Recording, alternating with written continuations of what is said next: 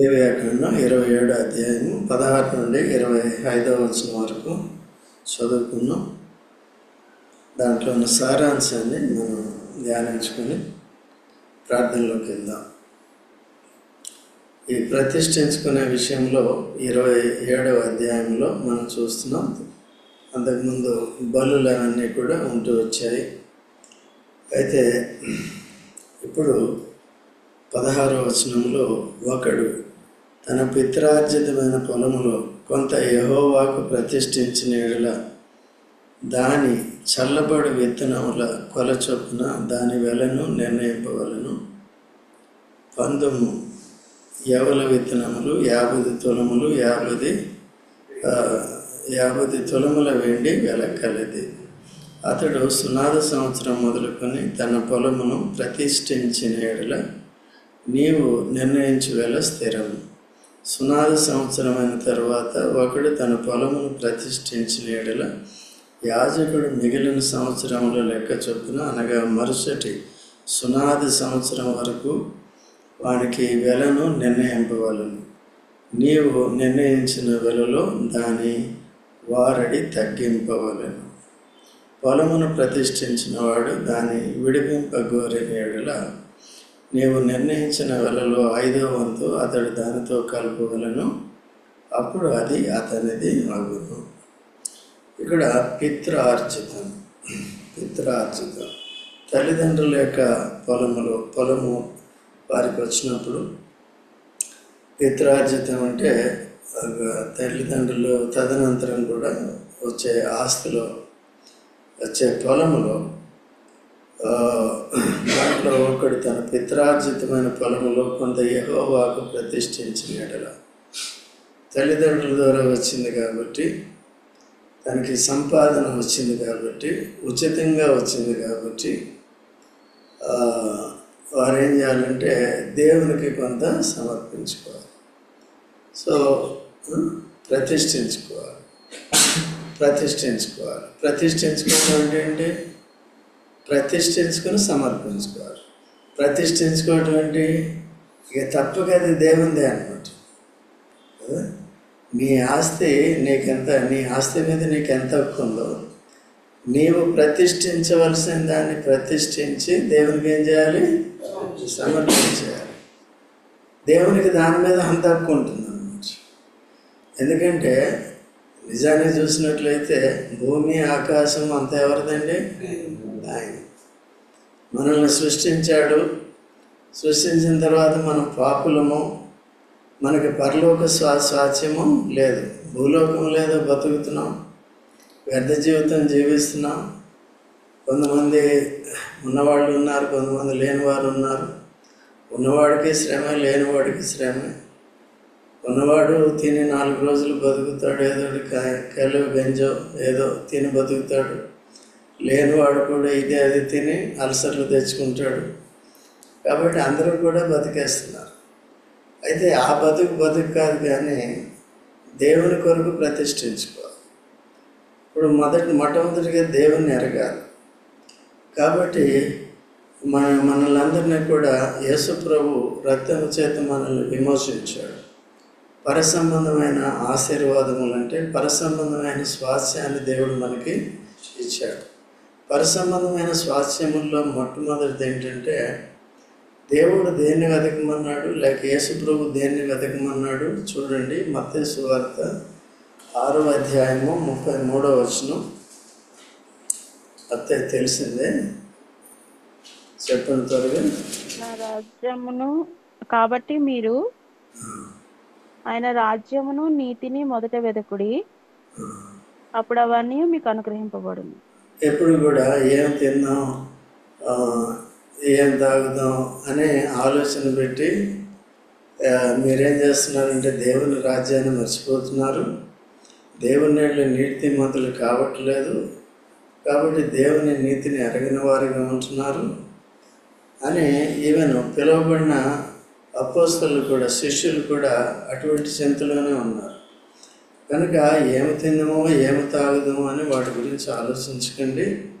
రేపు ఏం తింటామో, రేపు దొరుకుతుందా లేదని రేపటి గురించి కూడా ఆలోచించకండి. మీ గురించి ఎవరు ఆలోచిస్తున్నారు? దేవుడు.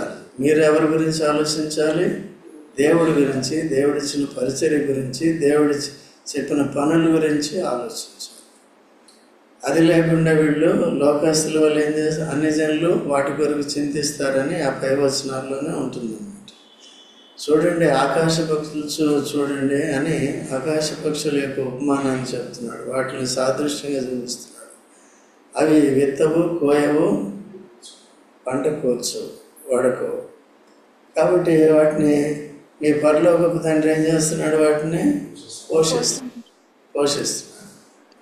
కాబట్టి పిచ్చుకల కంటే మీరు శ్రేష్ఠులు కారా? మనం శ్రేష్ఠులం ఎట్లా ఏమంటే యేసు ప్రభుని ఎరుగుట ద్వారా, యేసు ప్రభు యొక్క రక్తం చేత విమోచింపబడుట ద్వారా, దేవుని నీతిని పొందడం ద్వారా, క్రీస్తు యేసునందు విశ్వాసం ద్వారా మనకేమొచ్చింది? పాప క్షమాపణ వచ్చింది. పాప క్షమాపణ పొందిన వారంతా దేవుని నీతిని పొందినారు, పరిశుద్ధులయ్యారు. పరిశుద్ధతను కాపాడుకుంటూ ఉండాలి. తర్వాత దేవుని రాజ్యానికి వారసులమయ్యాం. ఈ లోకాన్ని వదిలిస్తే పరలోకానికి వెళ్తాం. తర్వాత దేవుని యొక్క అధికారంలోకి వచ్చాం. దేవుని రాజ్యం దేవుని అధికారంలో ఉంటుంది కదా. కాబట్టి భూలోక రాజ్యంలో పరోక్షంగా సాతాను అధికారంలో ఉంటాం. యేసు ప్రభు అధికారంలో రాకపోతే పరోక్షంగా సాతానికి అధికారంలో ఉంటాం. రెండోది ఏంటంటే మన సొంత ఇష్టాలు నెరవేర్చుకుంటాం. మన చిత్తమే మన ఇష్టమే మనకి ఇంపార్టెంట్. దేవుడి చిత్తం ఇదంతా కూడా పక్కన పెడతాం. దేవుడి చిత్తం అంటే దేవుడు చెప్పింది చేయటం. అట్లా తిరిగి యేసు ప్రభు ప్రాణం పెట్టి తన అధికారంలోకి తెచ్చుకున్నాడు. శిష్యుల్ని కూడా తను పిలిచి ఏర్పరచుకున్నారు. ఏర్పరచుకున్న తర్వాత కూడా వాళ్ళు ఏం చేస్తున్నారంటే భూ సంబంధమైన వారు చింతలు కలిగి ఉంటున్నారు కదా. సో అందుకనే ఈ చింతలన్నిటి నుంచి కూడా మనం విడుదల పొందాలి. ఈ స్వాస్యము తాత్కాలికమైనదే. కొంతవరకు మన జీవనోపాధి కలిగి ఉండటానికి, దాంట్లో కూడా మనం దేవుని ప్రేమిస్తున్నామా లేదా అని, దేవునికి మనం కలిగింది ఇస్తున్నామా లేదా అని, మన హృదయం దేని మీద ఉంటుందో చూడటానికి కూడా దేవుడు ఏం చేస్తున్నాడంటే భూ సంబంధంగా కలిగిన దాన్ని దేవునికి ఏం చేయాలి? ప్రతిష్ఠించుకోవాలి. ప్రతిష్ఠించుకున్నప్పుడు తెలుస్తుంది అన్నమాట. సరే, ఇక్కడ చదువుకున్న దగ్గరికి వచ్చేటప్పటికి ఒకడు తన పిత్రార్జితమైన పొలంలో కొంత యెహోవాకు ప్రతిష్ఠించినట్లా దాని చల్లబడు విత్తనముల కొల చొప్పున దాని వెలను ఉంచాలి. సో కొంత పిత్రార్జితములో కొంత పొలం, 10 ఎకరాలు పిత్రార్జితం దానికి వచ్చిందంటే ఒక ఎకరం ఒకవేళ ప్రతిష్ఠించాడు అనుకో, దాంట్లో చల్లే విత్తనాలు కదా, దాని చల్లబడి విత్తనముల కొల చొప్పున దాని వెల. ఎన్ని విత్తనాలు అయితే ఒక ఎకరం పొలంలో ఎన్ని విత్తనాలు విత్తబడతాయి? విత్తనాల యొక్క వెల ఏంటి? సో ఆ వెల కట్టాలి. దేనికని? ఆ పొలాన్ని. ఒకవేళ ఆ పొలం అది దేవునికి పొలం పరంగా ఇవ్వకపోవచ్చు, కానీ దాన్ని మార్చి ఏం చేయాలి? వెల కట్టి ఇవ్వచ్చు అన్నమాట. సో దాని విషయాలు ఇక్కడ క్లియర్గా రాశాడు అన్నమాట. మనల్ని కూడా వెలపెట్టి కొన్నాడు, దేవుని ప్రజలుగా చేశాడు. మనకు కూడా 2 రకాలైన భూములు ఉన్నాయి. ఒకటి పరసంబంధమైన భూమి ఉంది, రెండోది ఆత్మ సంబంధమైన భూమి ఉంది, రెండవది శరీర సంబంధమైన భూమి ఉంది. సో ఒకటి మార్కు సువార్త 4వ అధ్యాయంలో తీయనవసరం లేదు, కానీ తీయండి, లేకపోతే 4వ అధ్యాయం తీయండి. మార్కు సువార్త 4వ అధ్యాయం మొదటి నుండి చదవండి, త్వరగా చదవండి. ఆయన సముద్ర తీరమున మరలా బోధింపనారంభింపగా బహుజనుల ఆయన యొద్దకు కూడి వచ్చి ఉన్నందున ఆయన సముద్రములో ఒక దోణి ఎక్కి కూర్చుండెను. జనులందరూ సముద్ర తీరమున నేల మీద నుండిరి. ఆయన ఉపమాన రీతిగా చాలా సంగతులు వారికి బోధించుచు తన బోధలో వారితో ఇట్లా నేను వినుడి, ఇదిగో విత్తువాడు విత్తుటకు బయలు వెళ్ళెను. వాడు విత్తుచుండగా కొన్ని విత్తనములు త్రోవ ప్రక్కను పడెను, పక్షులు వచ్చి వాటిని మింగివేసెను. కొన్ని కొన్ని చాలా మన్ను లేని రాతి నేలను పడెను. అక్కడ మన్ను లోతుగా ఉండనందున అవి వెంటనే మొలిచెను గాని సూర్యుడు ఉదయింపగానే అవి మాడి వేరు లేనందున ఎండిపోయెను. కొన్ని ముండ్ల పొదలలో పడెను. ముండ్ల పొదలు ఎదిగి వాటిని అణిచివేసెను గనుక అవి ఫలింపలేదు. కొన్ని మంచి నేలను పడెను. అవి మొలచి పెరిగి పైరై 30 దంతలుగాను 60 దంతలుగాను 100 దంతలుగాను ఫలించెను. ఏ మంచి నేల ఇది? సరే, మన మానవ హృదయం. విత్తనాలు ఏంటి? దేవుని యొక్క వాక్యం కదా. ఈ పొలం మనం ఈ హృదయాన్ని దేవునికి ప్రతిష్ఠించుకోవాలి. దేనికి ప్రతిష్ఠించుకోవాలి? దేవుని యొక్క వాక్యం విత్తబడడానికి ఫలించుకోవాలి. దేవుని వాక్యం విత్తబడకపోతే ఏమవుతుంది? దేవుని వాక్యం మానవ హృదయంలో ఫలించకపోతే ఏమవుతుంది? త్రోవ పక్కన పడతాయి. రెండోది రాతి నేలను పడతాయి. మూడోది ముళ్ళ పొదల మీద పడతాయి. పడితే ఆ నేల మంచిదా చెడ్డదా? చెడ్డది. దేవునికి ప్రతిష్ఠించని నేల చెడ్డది. దేవునికి ప్రతిష్ఠించని హృదయం చెడ్డది. చెడ్డ హృదయంలో నుండి ఏమేమి వస్తాయి? పనికిరాని వస్తాయి కదా. వ్యభిచారపు తలంపులు, విగ్రహారాధన, అబద్ధాలు, ఇవి అవి లిస్ట్ ఉంది కదా. మార్కు సువార్త 7:21 ఇది ఉంది. కాబట్టి మన హృదయాన్ని మంచి హృదయంగా చేయటానికి యేసుక్రీస్తు ప్రభు వచ్చాడు. హృదయము దేవుని కొరకు ఫలించేటట్టుగా ఉండేటట్టుగా వచ్చాడు. దావీదులాగా దేవుని హృదయంలో దేవుని హృదయానుసారంగా ఉంది. ఎవరి హృదయం? మనందరి హృదయం కూడా అలాగే ఉండాలని యేసుక్రీస్తు ప్రభు హృదయాన్ని మార్పిడి చేయటానికి వచ్చాడు కదా. హృదయం మార్పిడి అంటే పాత హృదయాన్ని తీసేసి ఏం చేస్తాడంటే నూతన హృదయాన్ని, నూతన స్వభావాన్ని, నూతన ఆత్మను కలిగి చేయటానికి యేసు ప్రభు వచ్చాడు. అయితే ఇప్పుడు చూడండి, అదే 13వ వచనం నుంచి చదవమ్మా. దీని అర్థం ఏంటి? మరియు ఈ ఉపమానము మీకు తెలియలేదా? అలాగైతే ఉపమానములన్నీ మీకు ఎలాగూ తెలియనా? నేను విత్తువాడు చెప్పిన తర్వాత కూడా వాడికి ఏం కాలేదు, అర్థం కాలేదు. మనం కూడా అనేక సార్లు వింటూ ఉంటాం. దేవుని వాక్యం అనే విత్తనం మన హృదయంలో పడని కారణం చేత హృదయాలు ఎలాగుంటాయంటే బీడు బొమ్మల్లాగా ఉంటాయి, రాతి నేలల్లాగా ఉంటాయి, ముళ్ళ పొదలు మొలిసేసి ఉంటాయి అన్నమాట. అవన్నీ క్లీన్ చేసుకోవాలి. చదవమ్మా. విత్తువాడు వాక్యము విత్తుచున్నాడు. త్రోవ ప్రక్క నుండి వారెవరనగా వాక్యము వారిలో విత్తబడును గాని వారు వినిన వెంటనే సాతాను వచ్చి వారిలో విత్తబడిన వాక్యం ఎత్తుకొని పోవును. ఎందుకంటే దాన్ని లక్ష్య పెట్టరు. వింటారు కానీ ఏం చేయరు, లక్ష్య పెట్టరు, నిర్లక్ష్యంగా ఉంటారు. వేరే తలంపులు వస్తూ ఉంటాయి వాడికి. ఇక్కడ కూర్చుని ఉంటారు, వేరే తలంపులు వస్తాయి, లేకపోతే డైవర్షన్స్ వస్తాయి.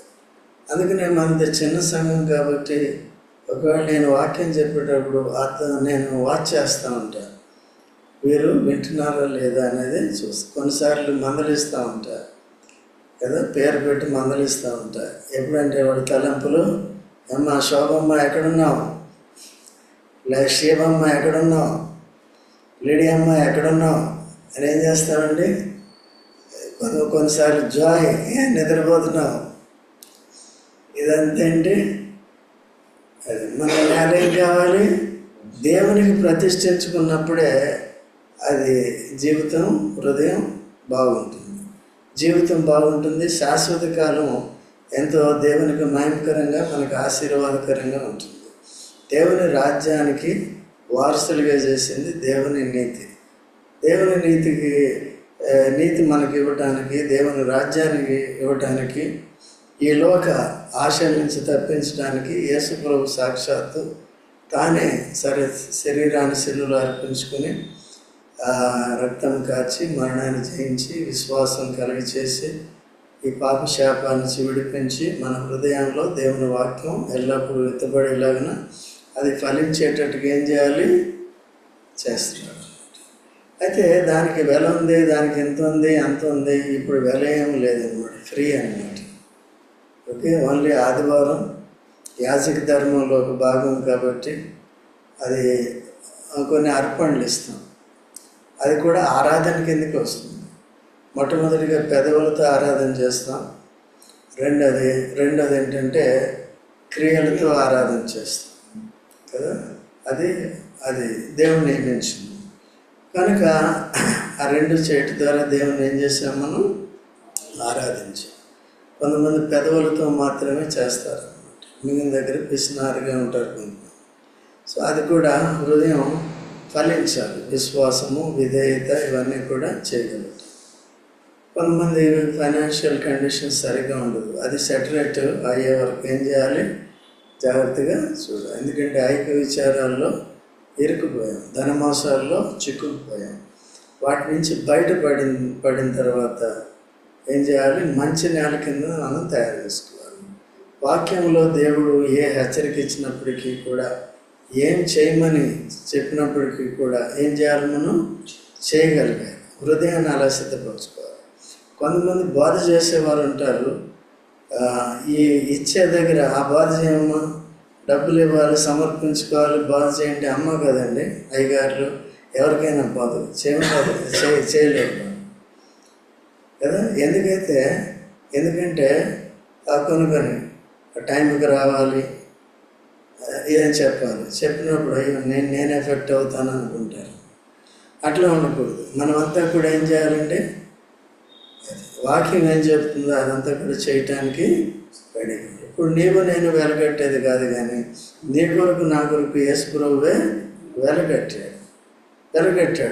ఈ యొక్క పిత్రార్జితం తండ్రి దగ్గర నుంచి 10 ఎకరాలు 50 ఎకరాలు పొందడం కాదు, కానీ ఏకంగా పరలోక రాజ్యమే, శాశ్వత రాజ్యాన్ని దేవుడు మనకి ఏం చేశాడు, ఇచ్చాడు. అక్షయమైనది, నిర్మల మహిమా స్వాస్యాన్ని మనకి ఇచ్చాడు. ఎంత ధాన్యత ఇచ్చాడండి, కానీ మనం సమర్పించుకోవట్లేదు. పాత నిబంధనలు వాళ్ళు భౌతికమైన దాన్ని ఏం చేశారు, పితృవార్జితం వచ్చినప్పుడు దేవునికి సమర్పించారు. ఒకవేళ పొలం దేవుని మందిరానికి తీసుకోలేదనుకోండి, అప్పుడు ఏం చేస్తారు, విత్తనాలు వెలకట్టి ఆ వెల చొప్పున చూడండి. అట్లా మనం చూసుకుందాం. తర్వాత అట్లా ఇంకా చదవలేదు కదమ్మా, 16వ వచనం చదువు. అటువలే రాతి నేలను విత్తబడిన వారెవరనగా వాక్యము విని సంతోషముగా అంగీకరించువారు. అయితే వారిలో వేరు లేనందున కొంతకాలము వారు నిలుతురు గాని, వాక్యము నిమిత్తము శ్రమ అయినను హింస అయినను కలగగానే వారు అభ్యంతరపడుదురు.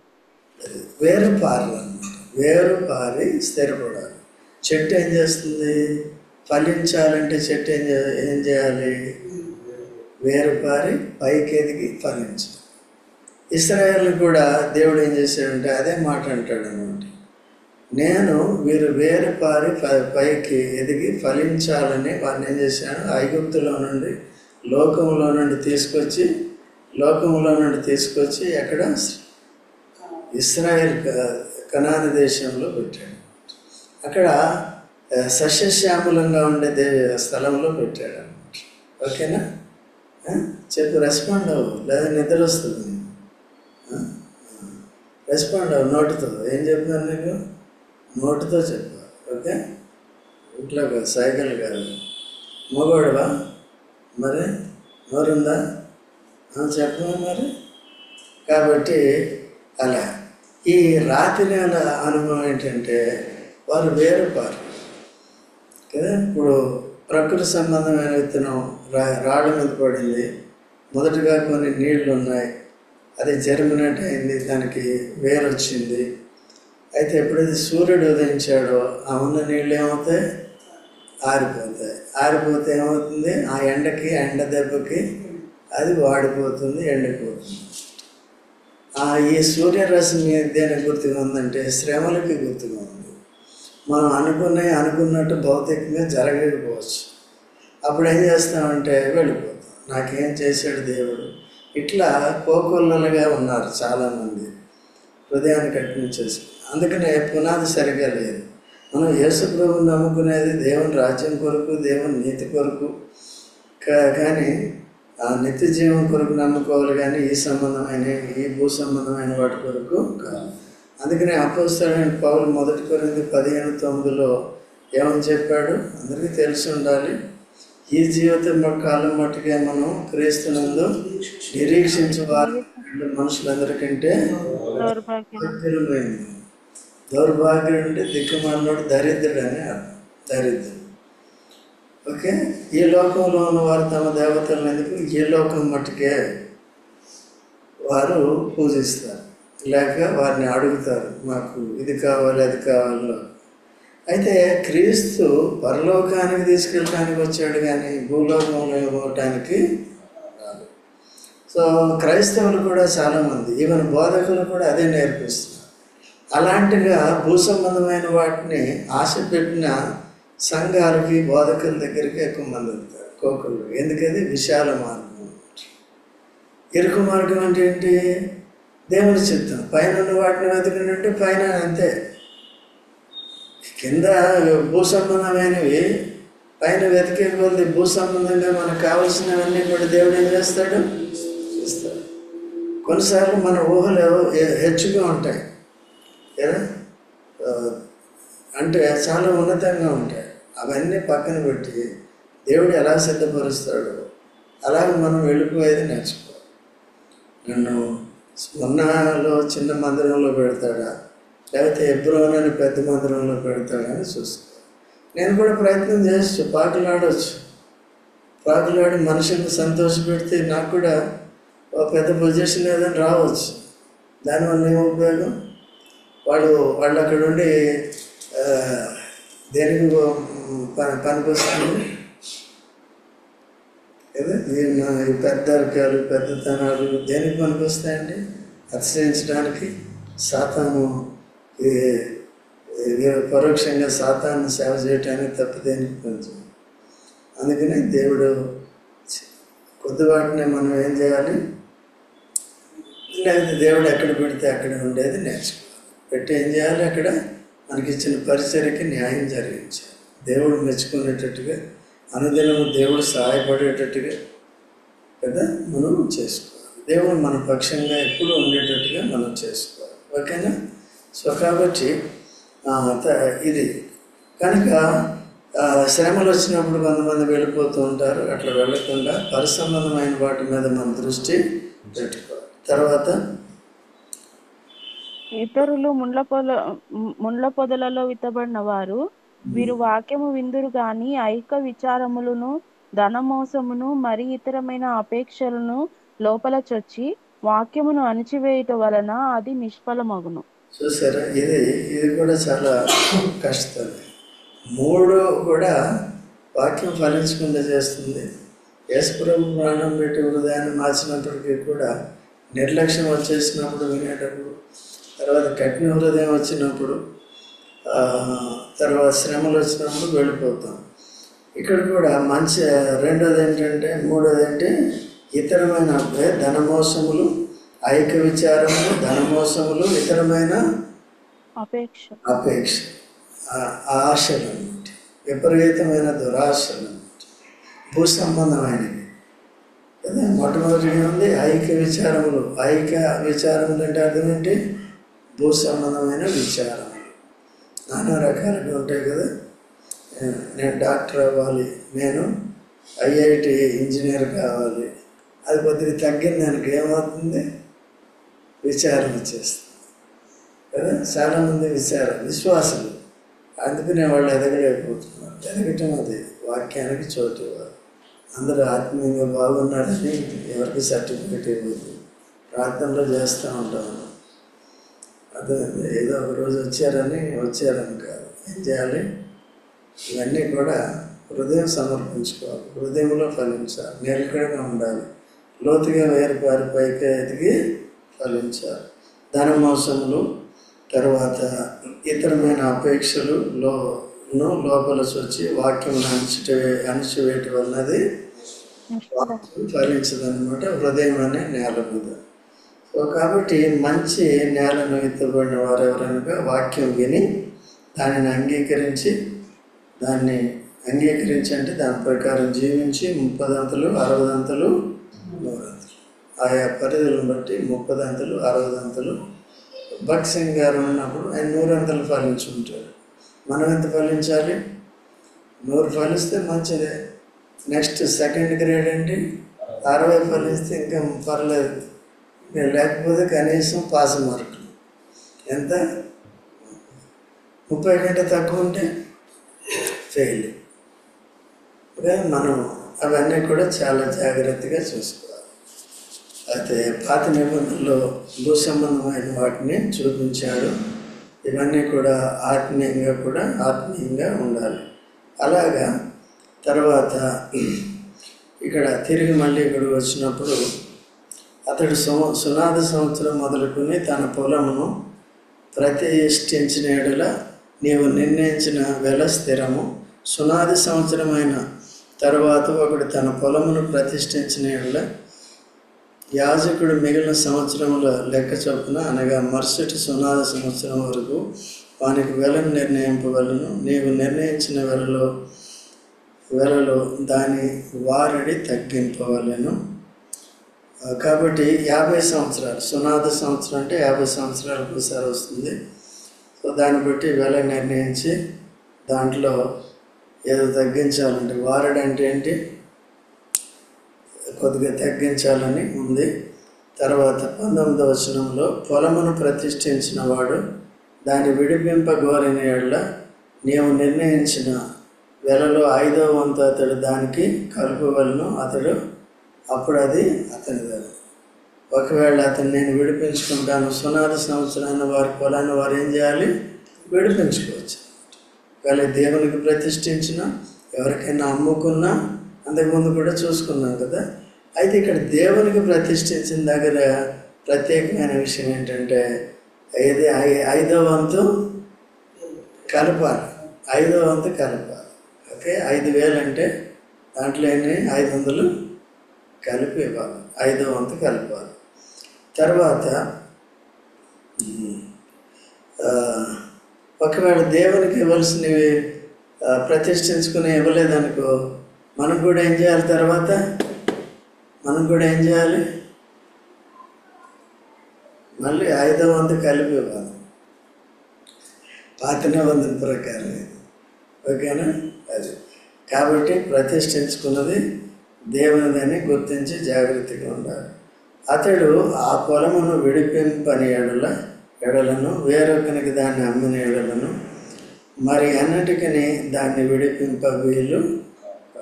అతను విడిపించుకోకపోతే,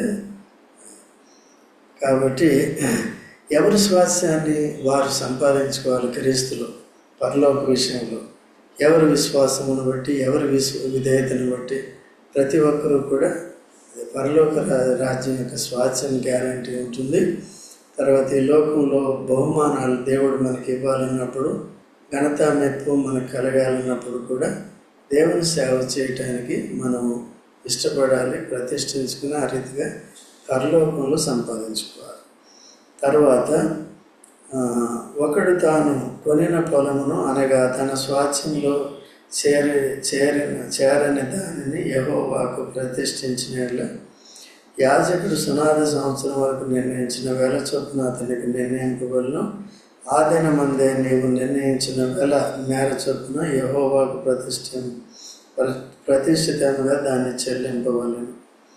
సునాద సంవత్సరమున ఆ భూమి ఎవరి పిత్రార్జితమైనదో వానికి అనగా ఆ పొలమును అమ్మిన వానికి అది తిరిగి రావాలని.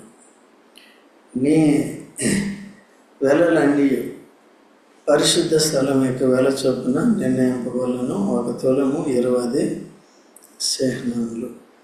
కాబట్టి ఒకవేళ అది వేరే వారికి ఉన్నప్పటికీ కూడా, ఏది చేసినప్పటికీ కూడా సునాద సంవత్సరమున ఆ భూమి ఎవరి పిత్రార్జితమైనదో వానికి అనగా ఆ పొలమును అమ్మిన వానికి అది తిరిగి రావాలి.